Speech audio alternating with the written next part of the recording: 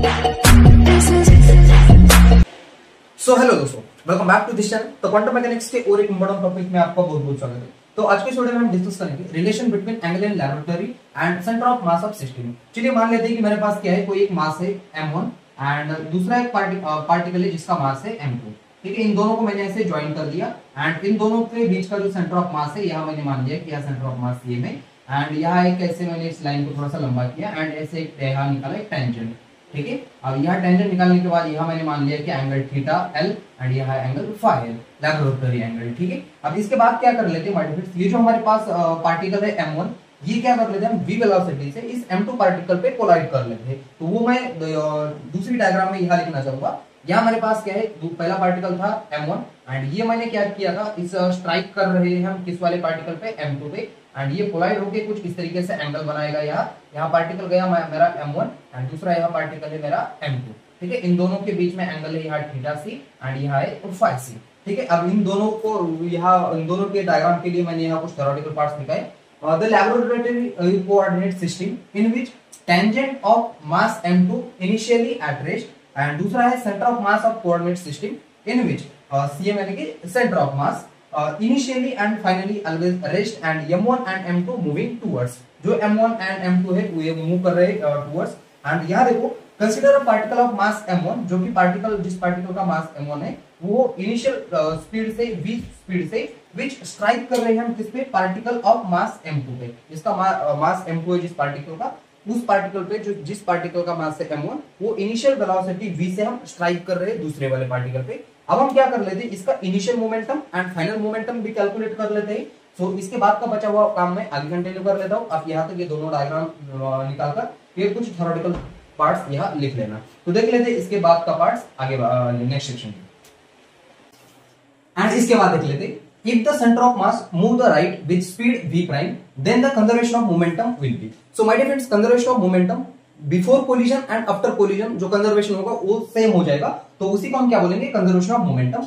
वो कोलिजन के पहले जो पार्टिकल है उसका मास m है एंड उसकी v वेलोसिटी से वो कोलाइड हो रहा था एंड आल्सो वो इक्वल रहेगा पार्टिकल का मास एंड जो पार्टिकल कोलाइड हो रहा है एंड जिस पार्टिकल पे कोलाइड हो रहा है उन दोनों का मास का एडिशन करेंगे हम m1 m2 एंड उसकी जो वेलोसिटी होगी वो v प्राइम होगी। ठीक है, अब यहाँ से हम v प्राइम की वैल्यू निकाल सकते हैं। सो माय डियर फ्रेंड्स, यहाँ से v प्राइम इक्वल टू हो जाएगा, ये इस तरफ चला जाएगा तो ये क्या हो जाएगा, डिनोमिनेटर में चला जाएगा m1v एंड डिनोमिनेटर में आएगा m1 प्लस m2। ठीक है, एंड इसको मैं इक्वेशन नंबर 1 देना चाहूंगा। एंड इसके बाद देख लेते हैं, in the centre of mass system the particle of mass m1 and m2 approaches towards CM center of mass with speed v prime। अब यहाँ जो v प्राइम होगा वो initial speed v and after collision v prime के बराबर होगा। And also हम क्या कर सकते हैं, यहाँ से v प्राइम की वैल्यू ऊपर वाले इक्वेशन से पुट करेंगे एंड यहाँ से v double prime equal to v minus v prime की वैल्यू ऊपर वाले इक्वेशन से, यहाँ मैंने लिखा m1, यहाँ से लिखा m1 upon m2 and multiplication में है v। अब इसमें से क्या किया जा सकता है, v कॉमन निकाला जा सकता है। So v double prime equal to v मैंने कॉमन ले लिया, यहाँ से 1 minus m1 upon m1 plus m2। अब इसको थोड़ा सा सॉल्व करेंगे। So v double prime equal to v, यहाँ से मल्टीप्लिकेशन करेंगे तो यहाँ से m1 plus m2 minus m1 and denominator में आएगा m1 प्लस m2। अब यहाँ से देखो माइनस m से प्लस m1 कैंसिल आउट हो जाएगा and v double prime equal to वो हो जाएगा। अब यहाँ से सिर्फ m2 बचा, यहाँ से मैंने लिखा m2v एंड डिनोमिनेटर में क्या आ जाएगा, m1 प्लस m2। ठीक है, m1 प्लस m2। अब यहाँ से हमने v डबल प्राइम की वैल्यू निकाल ली, v प्राइम की भी वैल्यू निकाल ली। अब इसके बाद क्या कर लेते हैं, हम यूज करेंगे हमारा जो ये जो कोलिजन है वो इलास्टिक कोलिजन है ऐसा मान के चल रहे थे एंड इलास्टिक कोलिजन में जो एनर्जी होती है वो लॉस नहीं होती, वही हम इसके नेक्स्ट सेक्शन में देखेंगे। आप यहाँ तक नोट कर लीजिएगा। एंड देख लेते हैं इसके बाद, if the collision in elastic the speed remains the same before and after collision, theta C and phi C are the related to the theta L and phi. So now my dear friends, इस वाले equation का use करेंगे हम। सो vertical horizontal component के लिए मैं cos theta use करना चाहूंगा, v डबल प्राइम एंड यहां से मैं cos थीटा सी, यहां से सेंटर ऑफ मास का एंगल एंड इक्वल टू क्या हो जाएगा, यहां से मैं v प्राइम लिखना चाहूंगा एंड आल्सो यहां से cos थीटा एल एंड यहां से माइनस v प्राइम यहां से cos, अब यहां जो cos थीटा जो l होगा वो 0 हो जाएगा एंड cos 0 की वैल्यू क्या हो जाती है 1 हो जाती है। एंड आल्सो इस वाले पार्ट को हम इस तरफ लेके आएंगे, यहाँ v डबल प्राइम यहां से cos थीटा c यहाँ plus v prime equal to v prime cos theta l, इसको मैं इक्वेशन नंबर 1 देना चाहूंगा। एंड सिमिलरली हम वर्टिकल कंपोनेंट के लिए sin थीटा यूज करेंगे एंड यहां से v डबल प्राइम यहां से मैं sin थीटा c एंड यहां से इक्वल टू यहां से v प्राइम यहां से sin थीटा l एंड यहां से माइनस करेंगे। अब sin 0 की वैल्यू 0 हो जाएगी, यानी कि पूरी टर्म 0 हो जाएगी, तो ये टर्म हमको लेने की जरूरत नहीं है।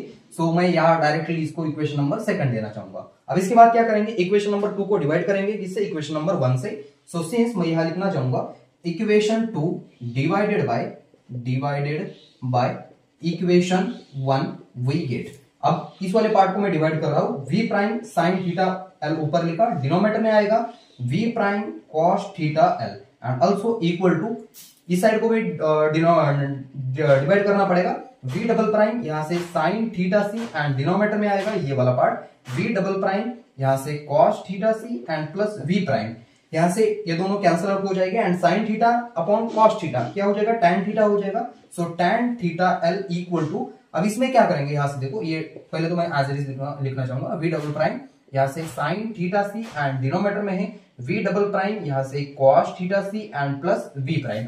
अब क्या कर लेते, इस राइट साइड में हम पूरे वाले इक्वेशन को क्या कर लेते, डिवाइड कर लेते किससे, v डबल प्राइम से। ठीक है, जैसे हम v डबल प्राइम से डिवाइड करेंगे तो यहां से देख लेना क्या क्या हो जाता है। तो ये तो tan थीटा l तो एज इट इज रहा, ठीक है, angle in laboratory equal to इसको यहां से v प्राइम यहां से मैंने क्या लिखा sin थीटा c डिनोमिनेटर में v double prime and also यहां से v डबल प्राइम यहां से cos थीटा c यहां v डबल प्राइम से डिवाइड कर दिया and also v double single prime या v प्राइम एंड डिनोमिनेटर में आएगा v डबल प्राइम, ये कैंसिल आउट हो जाएगा, ये भी कैंसिल आउट हो जाएगा एंड यहां मेरे पास बचेगा tan theta l equal to ऊपर आएगा sin थीटा c डिनोमिनेटर में आएगा cos theta c plus v prime denominator में v डबल प्राइम। अब my difference v prime and v double prime इसकी जगह पे मैं म्यू लिखना चाहूंगा एंड यहां also tan theta l equal to यहां से आएगा sin theta c and denominator में cos theta c plus mu. अब इस वाले इक्वेशन को हम आगे वाले वीडियो में यूज करने वाले, तो इस वाले इक्वेशन को आप ध्यान से देखना कि tan theta l equal to sin theta c denominator में है cos theta c plus mu and यहां मेरे पास है mu equal to v prime denominator में v डबल प्राइम। ठीक है, वेयर करके आप ये लिख लेना साइड में। सो यही है माय डिफरेंस हमारा the relation between angle in laboratory and centre of mass theta c।